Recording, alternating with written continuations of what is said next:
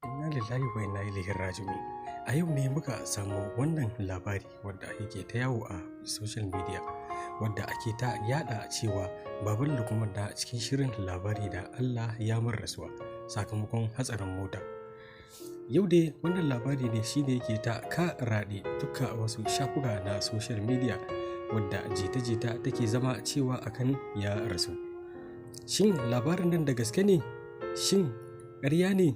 Shin koko kawai yaɗawa ake yi ne? Shin da gaske ne ya yi accident ɗin motan? Shin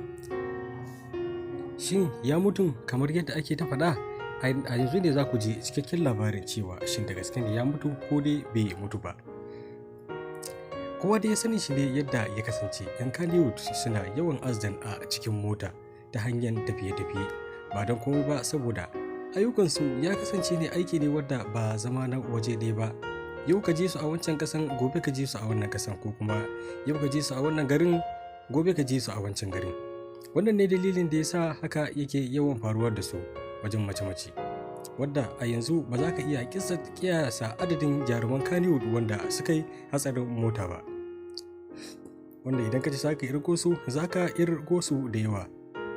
Wadda kwanakin baya ne sanin kanku ne babban jarumin comedy wato mai suna Kamal Aboki Allah ya mar rasuwa kamar yadda kuka sani, wadda har yanzu dai ana cikin jimamin rasuwarsa. Sai gashi kuma yanzu shi wannan jarumi wato baban Lukman da cikin shirin labari na, shi ma yanzu an zo ana yadawa cewa Allah ya mar rasuwa. Duk da dai cewa akwai wadda suke fitowa daga cikin wasu 'yan Kano da kuma wasu manyan gidajen jaridu suke bayani akan cewa Allah bai mar rasuwa ba, yana nan da ransa. To kamar dai yadda kuka sani, mu din ma kanmu abin da dai zamu dai faɗa muku ne cewa yana nan a raye, Allah bai mar rasuwa ba. Amma dai sun yi dai hatsarin mota, sannan kuma wasu ne suke tunanin cewa ya rasu. Saboda ba komai bane sa aka yada wannan jita-jitan illa ya cewa sanin kanku ne daga lokacin da wani abu ya shafi jarumi irin wani celebrity haka, an ringa yaɗa shi a faɗin duniya kenan.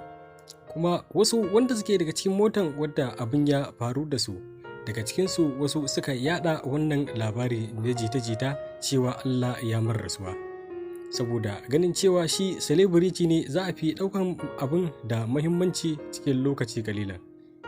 To ga shi dai kamar yadda muke jin labari cewa babu abin da ya same shi, amma dai sun yi dai hatsarin mota. Kamar yadda kuke gani, wannan motoci su ne wanda abin ya faru a tsakaninsu. To wannan ƙasa tamu Allah ya kawo mana shugabanni na gari wadda za su gyara mana manya-manyan hanyoyinmu wadda ake bi, wadda azdan zai na raguwa a wannan ƙasa tamu. Kawai dai azdan din da iya 'yan Kannywood ne ake gani, ba a lura da yadda kowa da kowa abin yake faruwa da shi. Saboda su 'yan Kannywood su ne wadda idan duniya ne su ake gani a cikin TV da kuma kafafen sada zumunta. Da wannan dalili ne yasa iya duk lokacin da azdan ya faru da ɗaya daga cikinsu, sai ga abin ya kara da duniya baki daya, wanda inda za a lissafa adadin mutanen da suke mutuwa a rana ta fannin azdan ba za ka iya su ba. Amma ba za ka ji labarin yana yawo a duniya ba, amma kuma daga lokacin da aka ce celebrity ya mutu ta hanyar azdan, za ga abin yana yawo a social media. Kuma ko da ma dai ba ta bangaren azdan ba ne, ko da ma a ce dai azdan ne normal mutuwa ne haka kamar yadda aka saba, ko ta rashin lafiya, za ga abun ana yaɗa shi. To jama'a, da nan muka zo muku da ƙarshen wannan labari da muka kawo muku.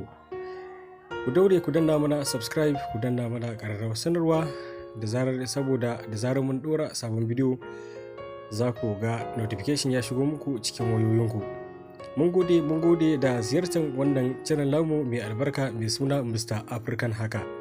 Za mu ci gaba da kawo muku news da kuma wasu bidiyoyi masu amfani a gare ku. Dai wannan YouTube channel din kuna gani muna dora abubuwa mabambanta daban-daban a kanta, wadda wasu ma na turawa ne, wasu kuma ba ku saba ganin su ba a cikin irin channel din arewa. To mun gode jama'a, sai mun sake jin ku, ko kuma mu ce sai kun sake jin mu nan da wasu lokuta. Mun gode, barkanku dai, mun barku, barka da wannan wata na Ramadan. Muna ƙara godiya a gare ku da bibiyan mu da kuke yi. Mun barku lafiya.